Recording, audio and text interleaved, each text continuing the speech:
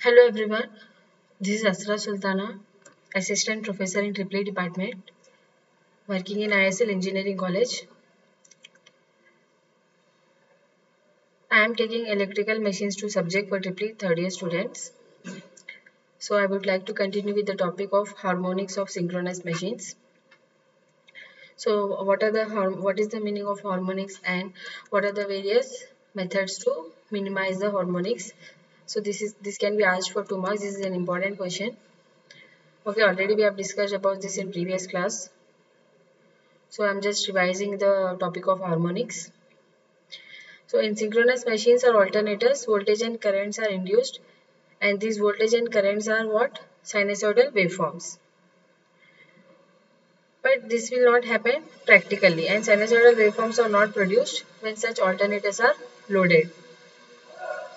So some distortions we are going to get in the sinusoidal waveforms because of loading. Okay, so this is due to this loading condition, the generated waveform deviates from the ideal waveform. So such a non-sinusoidal waveform is called as complex wave. So by Fourier transform, this complex waveform can be shown to be built of a series of sinusoidal waves whose frequencies are integral multiples of the frequency of fundamental wave. So what is fundamental wave? The ideal wave, the alternating wave, that is the fundamental wave.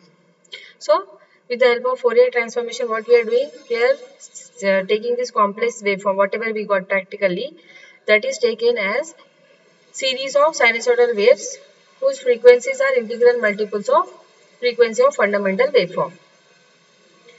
These sinusoidal components or harmonic functions are called as harmonics of the complex wave. So now in this diagram you can see here, so this red color one is the fundamental wave. Okay, what is the fundamental wave? Fundamental wave is defined as a component which is having same frequency as that of complex wave. So frequency will be same as that of complex wave. Complex is this one.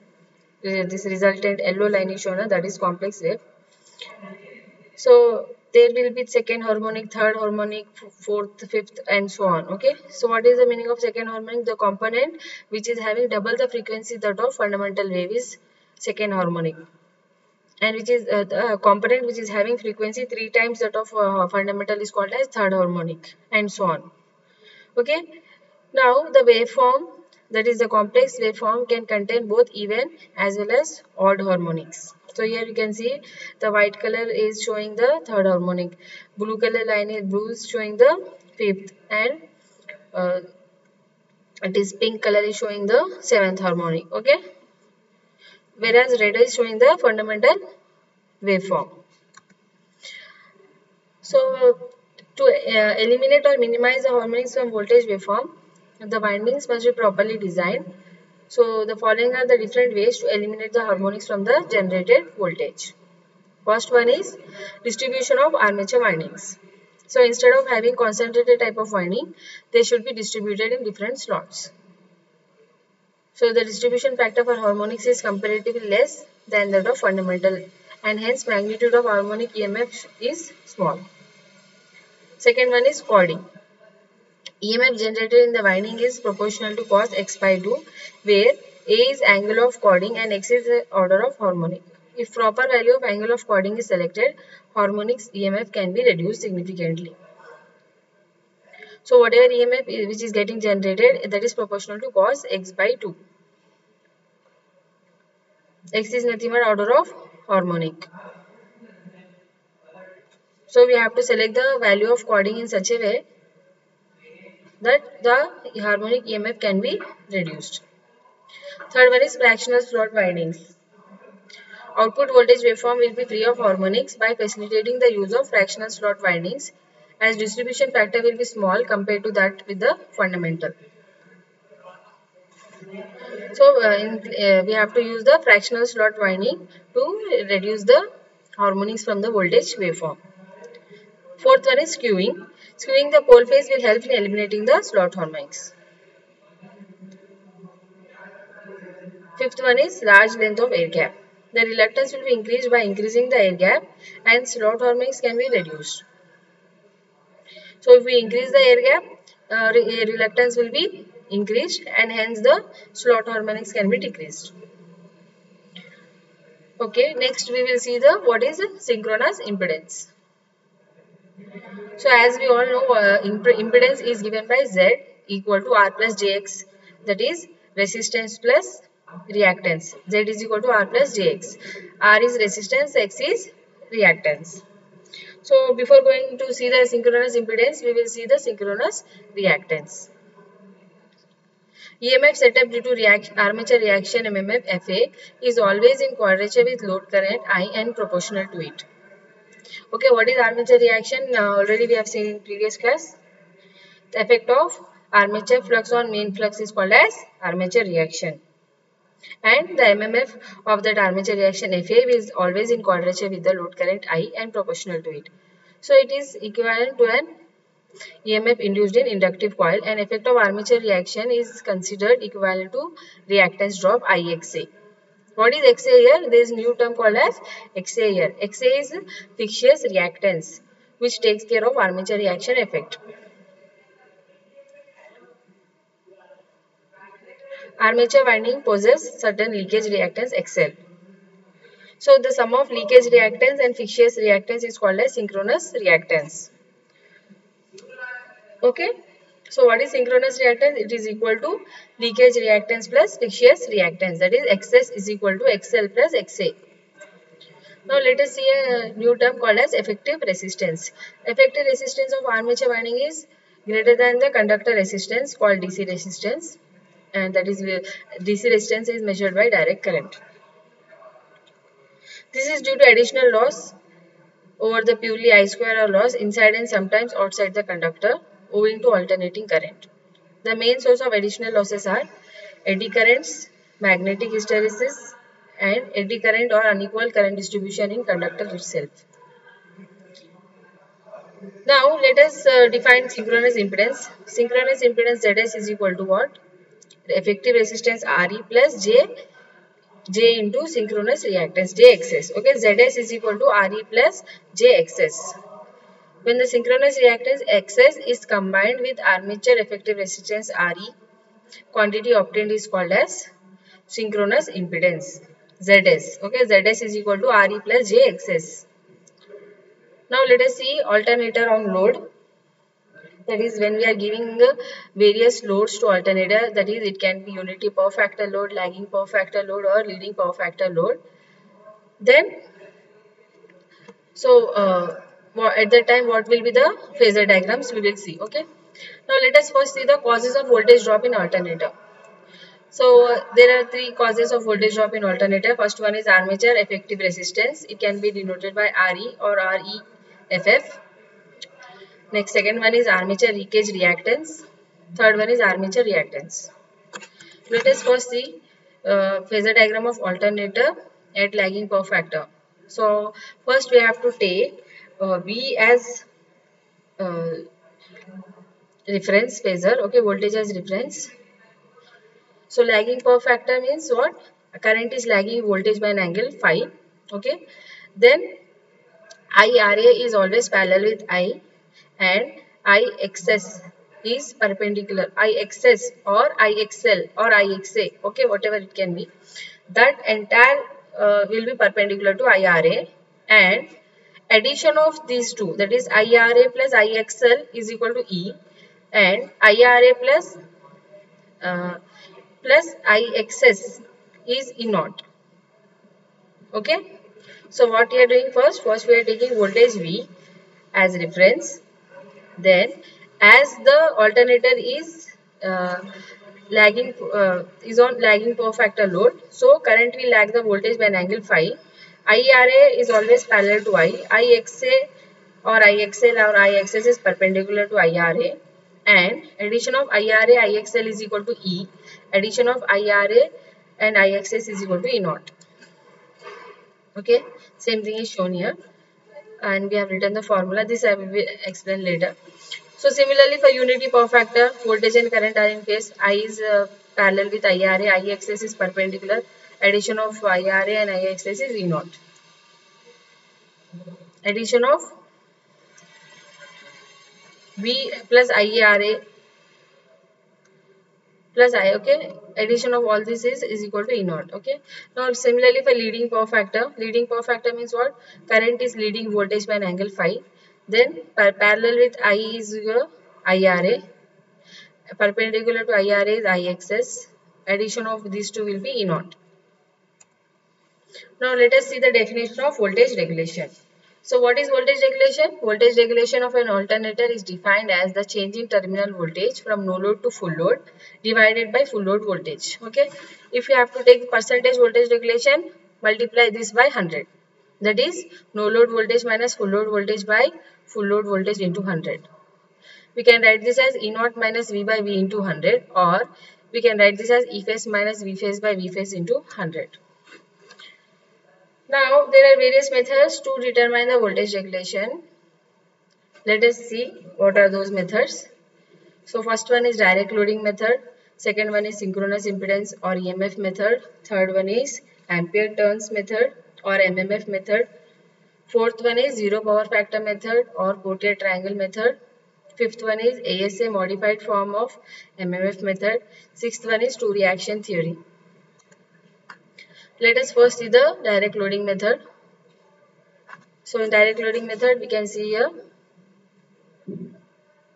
prime mover is here. Okay, coupling is there between this alternator and prime mover. This is the three-phase load, and this is TPST switch, triple pole, the single throw switch, and ammeter in series and voltmeter in parallel with the phases, and there is a field winding of alternator and DC supply. Separately, we are exciting this field winding of the alternator. Okay, and this is a rheostat, and this is a star connected armature winding. So star connected armature is to be connected to a three-phase load. Field winding will be excited by separate DC supply. To control the flux, that is the current through field winding, a rheostat is inserted in series with the field winding. The prime mover will drive the alternator at its synchronous speed. Percentage regulation is given by E phase minus V phase by V phase into 100. For high capacity alternators, that much full load cannot be simulated or directly connected to alternator. Hence, this method is restricted only for small capacity alternators. So, direct loading method is applicable only for small capacity alternators. Let us go to the second method, that is synchronous impedance method or EMF method. Okay. So, in this method is also called as EMF method, and this method requires the following data to calculate the regulation. That is, first one is armature resistance per phase, second one is open circuit characteristics, so third one is short circuit characteristics. Now, what is open circuit characteristics? It is a characteristics which is giving us a graph between open circuit voltage against field current. And how we are going to plot these characteristics? By conducting open circuit test on the alternator. So, conduct the open circuit test on the alternator, similar to what we have seen for the transformer. Okay, so there will be OC and SC test on alternator also. That is, vary the voltage till you get the rated, vary the variac till you get the rated voltage in the voltmeter. This is OC test. Then find out the values of voltage current. Then in SC test, what we are doing? Shorting the phase and varying the variac till we get the rated current, and noting down the values of voltage and current. Okay, these are the open and short circuit test conducted on alternator, and we are plotting the open circuit characteristics and short circuit characteristics by conducting these two tests. So open circuit test, we are finding out the open circuit voltage versus field current, and in short circuit characteristics we are plotting a graph between short circuit current and field current. So by conducting short circuit test, ZS is calculated, RA is calculated, and XS is obtained. For a given armature current and power factor, E phase will be determined and regulation is calculated. Okay. So in this diagram you can see MF method. This is, and this open circuit voltage versus field current is my open circuit characteristics OCC. Blue line is showing OCC, and short circuit current versus field current is giving me short circuit characteristics, which is represented by dark red line. Okay. So synchronous impedance ZS is equal to VOC phase by IASC. that is phase EMF on open circuit divided by phase current on short circuit. Zs equal to what? Root of Rs square plus Xs square. Okay, already we have seen this equation of Zs. How we got this? Okay, Zs is equal to what? Uh, Rs square plus Xs square, and from this equation Z square will be equal to Rs square plus Xs square. So Xs square will be equal to Zs square minus Rs square. I want only the value of Xs, so Xs is equal to under root Zs square minus Rs square. Or if you calculate E phase, it will be under root V phase cos phi plus Ia Ra whole square plus V phase sin phase plus or minus Ia XS whole square, plus for lagging power factor load minus for leading power factor load. And we can calculate the voltage regulation as E phase minus V phase by V phase into 100. So with phasor diagram of loaded alternator unity power factor load. So voltage and current are in phase with each other. IaRs is parallel with Ia, and IaXs is perpendicular to IaRa, and addition of IaRa, IaXs is IaZs. Then entire combination of this V phase plus IaRa whole square plus IaXs whole square is equal to E phase square. Okay, that is V phase plus IaRa whole square plus IaXs whole square is E phase square. That is hypotenuse square is equal to adjacent square plus opposite square. Okay, so OB square plus BC square is OC square. So like that, what we are doing here, V phase plus IaRa whole square plus IaXs whole square is equal to E phase square. Okay. Now for lagging power factor load, current I is lagging voltage V by an angle phi. So IaRa parallel is IaRa, opposite of Ia is IaRa, perpendicular is IaXs, addition of IaRa and IaXs, vector addition of these two is IaZs. Now E phase square will be equal to what? V phase cos phi plus IaRa whole square and plus V phase sin phi plus or minus IaXs whole square. That is OC square is equal to OA square plus BC square. Okay, OA plus BC. So OC is nothing but what? E phase, and OA is equal to what? Sorry, this is OB square. So OB is equal to OA plus AB. OA plus AB whole square plus BC square. Now OA is equal to how much? OA is equal to V phase and AB is equal to IaRa plus BC is equal to IaXs. So splitting this, that is A plus B whole square, that is A square plus 2AB plus B square. Okay. Now for lagging power factor load, current is lagging voltage by an angle phi. IaRa is in parallel with Ia, IaXs perpendicular, and E phase is equal to root of V phase cos phi plus IaRa whole square plus V phase sin phi plus IaXs whole square. Okay, plus for lagging power factor load and minus for leading power factor load. Here it is shown. Okay, minus for leading power factor load, plus for lagging power factor load. So let us see the advantages of synchronous impedance method. So main advantage of this method is the value of synchronous impedance Zs for any load condition can be calculated, and regulation of alternator at any load condition and load power factor can be determined. So we can calculate Zs, that is synchronous impedance at any load condition. We can calculate regulation at any load condition, and actual load need not be connected to the alternator because we are conducting OC and SC test, open circuit and short circuit test. No need of connecting actual load here, and this method can be used for very high capacity alternators. Limitations. What are the limitations of synchronous impedance method? The main limitation of this method is that this method gives large values of synchronous reactance.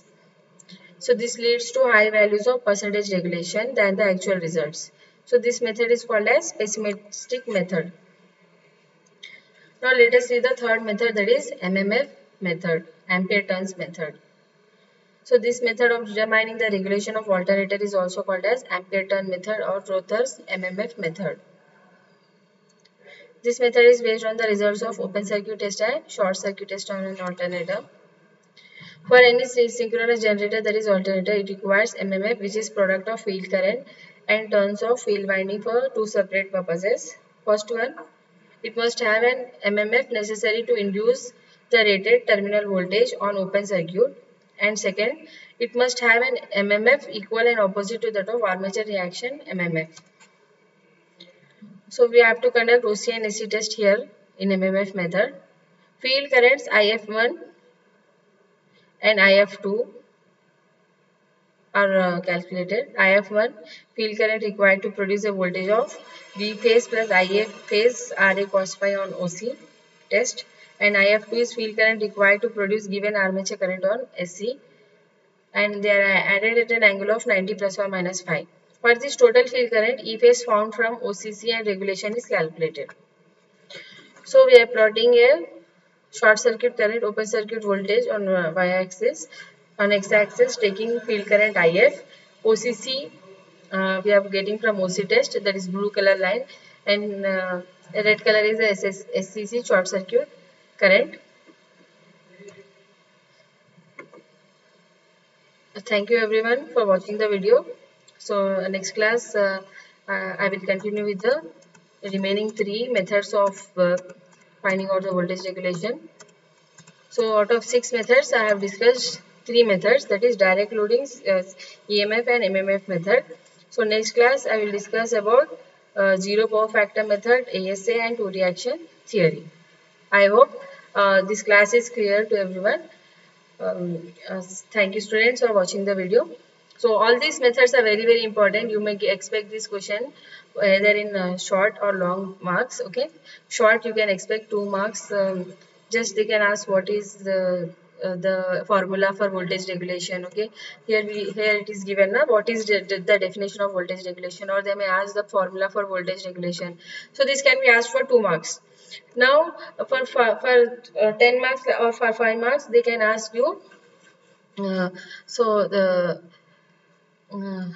explain about EMF method, or explain about MMF method, or ZPF or two reaction theory. Okay, this can be asked for 5 marks, A bit if it is a theory and B bit can be numerical. Or for entire 10 marks also they can ask what are the various methods to determine voltage regulation, yeah, or they may ask any 2 methods like that. Okay, so this topic is very important students. Please concentrate on this topic. And this can be asked also here. What is synchronous impedance can be asked for 2 marks. And harmonics also, this separation of harmonics or how to minimize the harmonics from induced voltages, this is also important for 2 marks. Okay students, thanks for watching the video. Next class I will continue with the ZPF, ASA and two reaction theory. Thank you everyone.